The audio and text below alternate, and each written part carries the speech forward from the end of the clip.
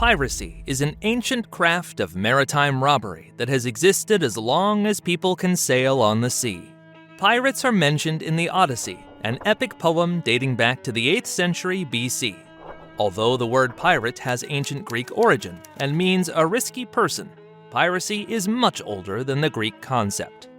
The peoples of the sea are considered among the oldest pirates. It is a group of tribes of unknown origin who sailed to the Middle East and for several decades plundered all the cities there.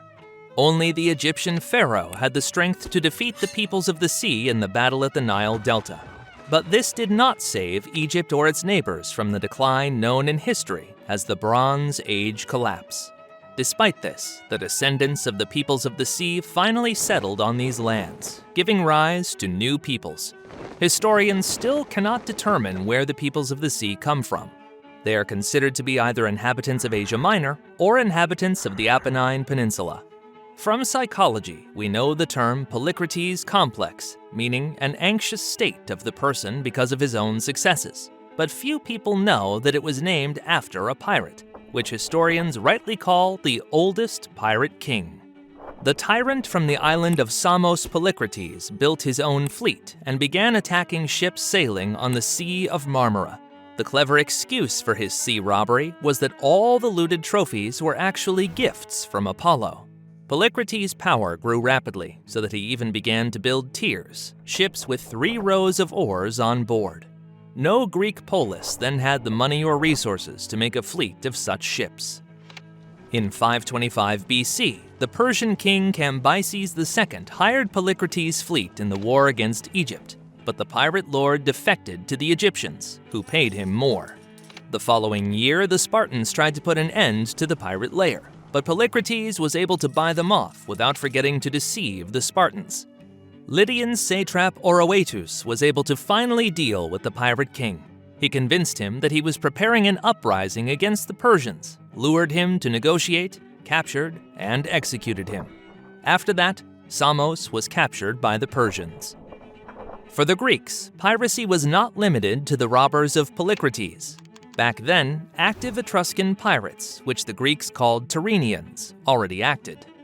The centers of Etruscan pirates were the cities of Spina, Ortona, and Populonia. Only the Romans were able to suppress the Etruscan pirates. They simply conquered the lands of the Etruscans. But the most famous pirates of antiquity were the Illyrians. The first tyrant of Corinth, Cypselus, had to make a march to the island of Corfu to knock out the pirates. Although the expedition was considered a success, his son Periander also had to drive the pirates off the island. The Illyrians, who lived on barren lands, concentrated all their life around the sea. Using lightweight ships, they made the Adriatic Sea the most dangerous place for seafaring. One of the Illyrian kings, Agron I, has taken pirates under royal guardianship. This allowed him not only to establish the kingdom of Illyria, but also to sack Greece, Macedonia, and Epirus. The king of Epirus even agreed to pay tribute to the Illyrians so that they would stop looting his lands. The wife of Agron I, Queen Teuta, who ruled after his death, particularly distinguished herself because of her protection of Illyrian pirates. When the Roman ambassadors asked her to punish the pirates for robbing the Roman coast, the queen replied that piracy in Illyria was legal, and there was no reason to punish the pirates.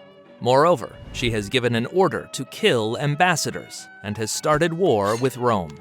Although the war began because of Teuta's protection of the pirates, the Illyrians lost because of the treason of the pirate leader Demetrius of Pharos. In gratitude, the Romans made him the new ruler of Illyria. Demetrius remained faithful to the pirate business and devoted his entire reign to the sea robbery. But when he plundered the allies of Rome, the Romans declared war on him. This time, they not only defeated the king troops, but also destroyed all the pirate gangs which they met. This has made the Adriatic Sea much safer. In the 1st century BC, Cilicia became a pirate center. Local pirates have adopted Illyrian Liburnish ships, and in a short time settled almost all along the coast of the Mediterranean Sea. Even Julius Caesar was captured by Cilician pirates in his youth. Spartacus conspired with Cilician pirates to transport his army of slaves to Sicily during his rebellion. However, The Cilicians took the freight charge and did not arrive. Thus, Spartacus and his army were trapped by the Romans. To defeat the Cilician pirates, the Romans organized several campaigns, but they were unsuccessful. Eventually, the problem of pirates was solved by Gnaeus Pompeius. He divided the Roman fleet into 13 units and sent them out to patrol the entire Mediterranean coast. After that, he began pursuing the pirates at the head of 60 ships, driving pirate ships to the point where the Roman fleet had already waited for them. He drove the biggest pirate gangs to Cape Coracesium, where they were defeated. In the 3 months of the war, Pompey destroyed more than 1,000 pirate ships and captured another 400 as a trophy. It would seem that the piracy dilemma has been brought to an end, but soon after, Sicily became the new center of piracy. Ironically, the most famous of the Sicilian pirates was the son of Gnaeus Pompey, Sextus Pompey. He seized all of Sicily and from there robbed the surrounding lands. Gaius Octavius, who was the future Emperor Octavian Augustus, attempted to retake the island, but Sextus and his pirate flotilla defeated the Roman fleet. Only the Roman commander Marcus Agrippa managed to disrupt the pirate state in Sicily. He built a new fleet for this purpose.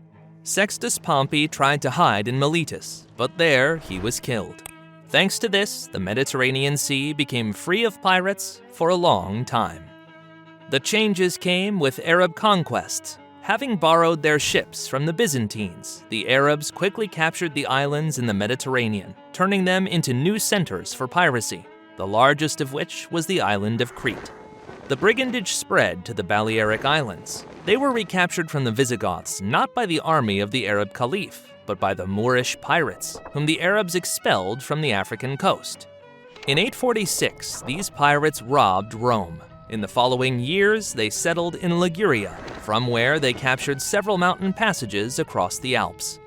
The most famous Muslim pirate was the Greek Leo of Tripoli, who led the Cretan pirates and in 904 plundered Thessalonica. However, he lived in the years when Arab piracy was coming to an end and was therefore the last of the Arab pirates.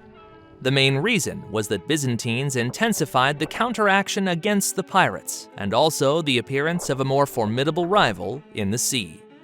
Seafaring flourished in Scandinavia as early as the 5th century. The tribes of Jutes and Angles migrated to Britain, but the influence of the Scandinavians on the history of Europe began later and was so strong that historians even distinguish it as the Age of the Vikings. It is interesting that at first, the word Viking stood for a raiding campaign in the Viking society, and only with time, they began to name like that people who went on such campaigns. Having no unified country, the Scandinavians lived as clans. The infertility of the land forced them to take up maritime affairs. The fjords were the best place in Europe to take over the sea. Thanks to them, ships, which worked equally well on the rivers and on the open sea, were invented. The Age of the Vikings began with the attack on the island of Lindisfarne, where the Christian monastery was situated. Originally, the Vikings most often attacked monasteries and churches because there were treasures and there was no significant protection, although they did not hesitate to attack the ordinary villages. Vikings attacked not only British people, they also targeted Scots, Irish, Franks, and even Arabs in Spain. In 794, the Vikings plundered the monastery on the island of St. Columbus. In 815, they ransacked the French coast for the first time, taking advantage of the fact that the Frankish king was at war with his brothers. In 821, the Vikings captured Howth Island. Then, they changed tactics and began to seize land to loot the surrounding territories from them. After a while, in 841, the Vikings settled at the mouth of the Seine and began to climb the river, robbing the surrounding towns. In 845, they even besieged Paris, lifting the siege only for the gold paid by the Frankish king. In 844, the Vikings robbed Lisbon, which was then an Arab city. 6 years later, they passed Gibraltar for the first time, having appeared in the Mediterranean Sea. In the following years, they plundered the coasts of Spain, Italy, and Sicily. It was the Vikings who destroyed most of the Arab pirates and took their loot and ships by force. For this, they received from the Arabs the name Marius. The semi-legendary Björn Ironside gained the fame of the Viking, robbing people alongside the Mediterranean Sea.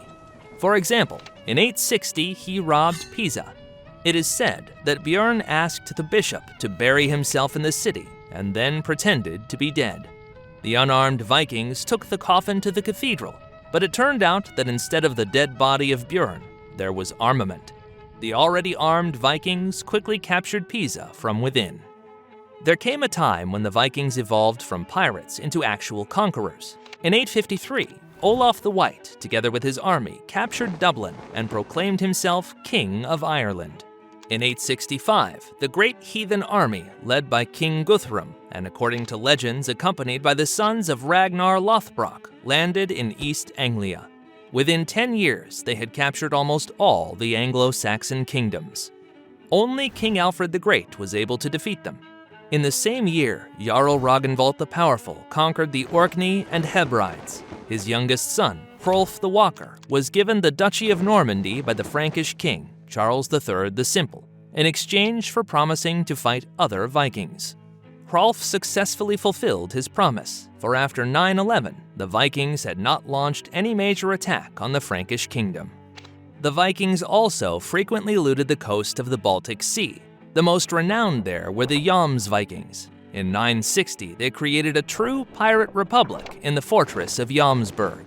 The state existed for almost a century until it was destroyed by the Norwegian king.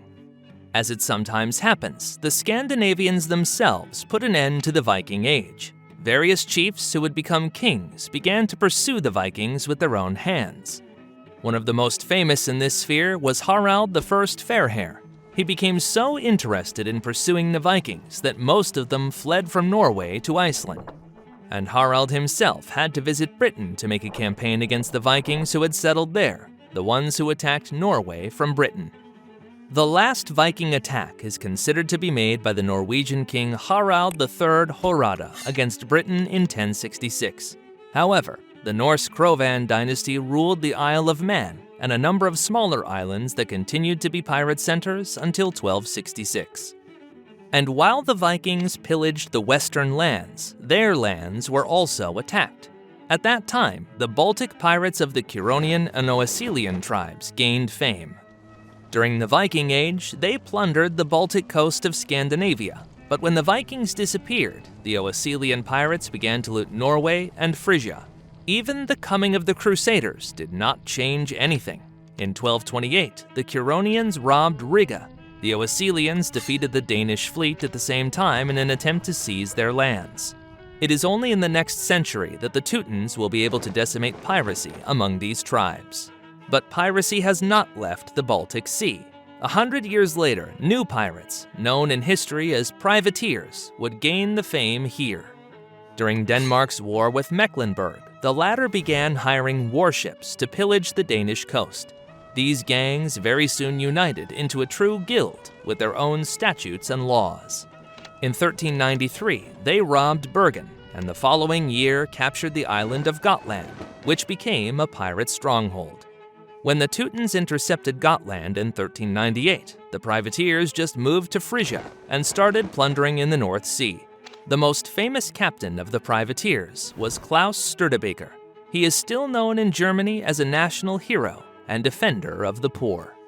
The privateers supported the Kalmar King Eric of Pomerania in his wars with the Hanseatic League. When he lost his crown, the privateers returned with him to Mecklenburg and became a mercenary army. It would seem that Europeans were able to overcome piracy. However, the golden times of pirates have not yet come. In the second part, we will talk about the further history of piracy, their conquest in the Caribbean and in Europe, as well as about modern sea robbers.